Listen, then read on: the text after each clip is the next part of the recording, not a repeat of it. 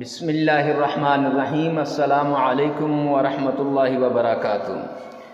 معزز خواتین و حضرات، آج وظیفہ بتانے سے پہلے آئیے سب مل کر سرکار دو عالم صلی اللہ علیہ وسلم کی شان میں درود پاک پڑھتے ہیں۔ اللہم صلی علی محمد وعلی آل محمد کما صلیت علی ابراہیم وعلی آل ابراہیم انک حمید مجید۔ اللہم بارک علی محمد وعلی آل محمد کما بارکت علی ابراہیم وعلی آل ابراہیم انک حمید مجید۔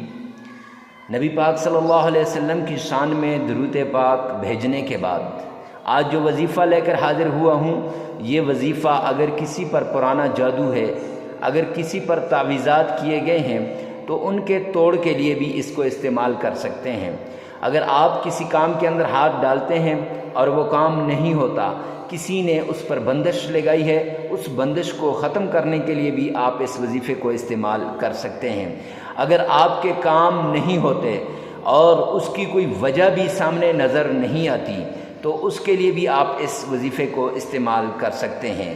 اگر کسی بچے پر یا بڑے پر نظر ہو گئی ہے اور اتنی شدید نظر ہے کہ وہ نظر جاتی نہیں ہے، ڈاکٹروں کے پاس جا کر، طبیبوں کے پاس جا کر، علماء کے پاس، فقیروں کے پاس جا کر تھک چکے ہیں، تو کہیں جانے کی ضرورت نہیں، صرف اس وظیفے کو کیجئے۔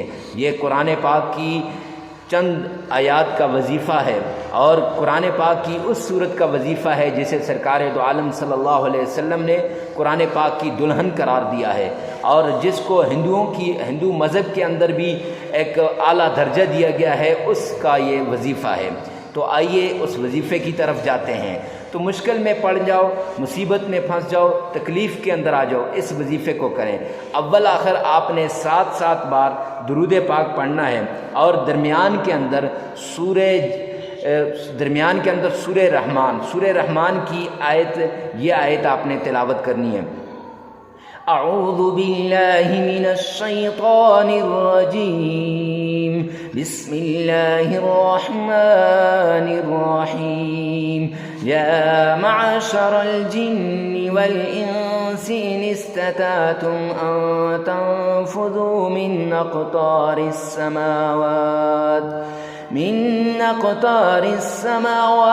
والارض فانفذوا لا تنفذون الا بسلطان فبأي آلاء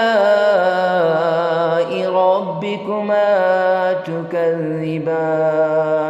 صدقت یا رب العالمین۔ تو اس وظیفے کو کیجئے، انشاءاللہ آپ کی پریشانی دور ہو جائے گی۔ تو ملتے ہیں نیکسٹ ویڈیو میں انشاءاللہ۔